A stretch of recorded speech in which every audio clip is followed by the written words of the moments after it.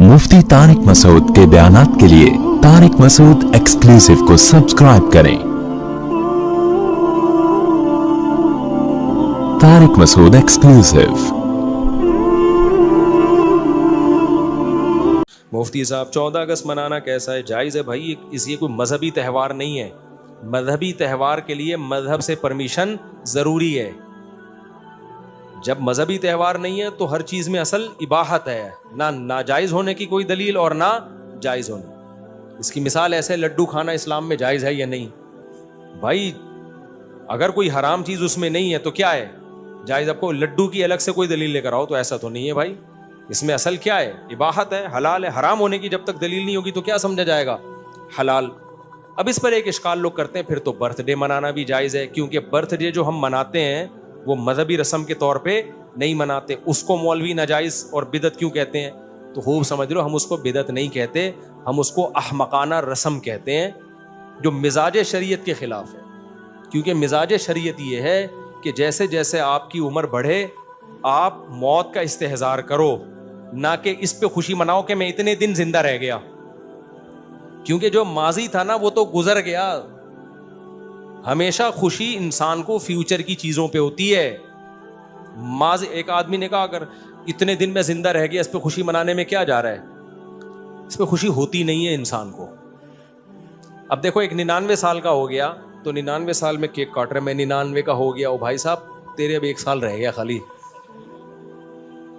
तो ये असल में गम का टाइम है।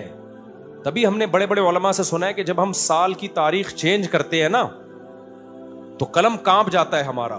तो ये खुशी का मौका नहीं है, ये डरने का मौका है। दुआएं मांगे, इस्तिग़फ़ार करे, अल्लाह मेरी जिंदगी का एक और स्टेप खत्म। ऐसे जैसे किसी को फांसी के फंदे पे लेके जा रहे हो आप और एक एक सीढ़ी ऊपर चढ़ा रहे हो, जैसे जैसे एक एक सीढ़ी कम होगी वो केक थोड़ी काटेगा, कहेगा ले भाई अब 2 स्टेप रह गए, उसके बाद आगे क्या है? फंदा।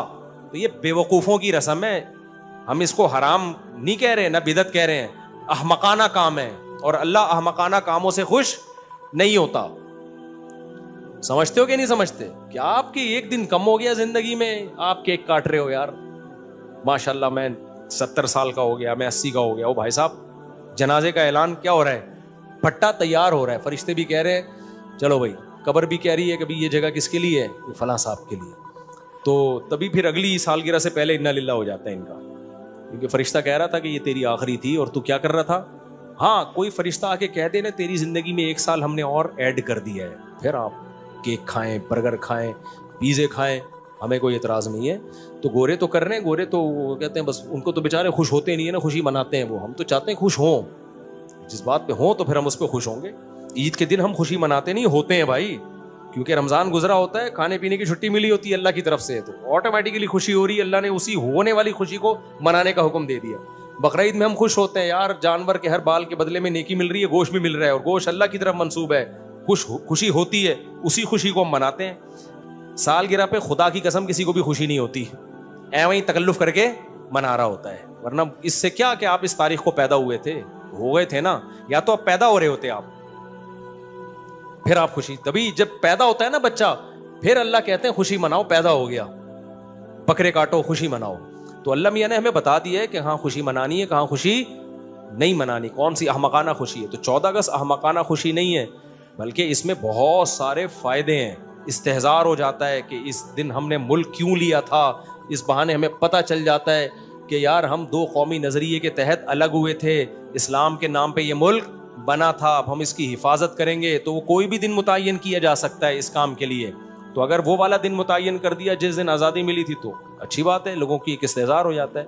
सालगिरह में ये माना नहीं पाया जाता। और ईद मिलादुन नबी में तो इसलिए कि वो तो मजहबी रस्म है, मजहब में आपको एडिशन की इजाज़त नहीं है। जैसे आप लड्डू खाओ, मना नहीं है, इस पे कोई दलील नहीं चाहिए कि लड्डू खाना इस्लाम में जायज़ है।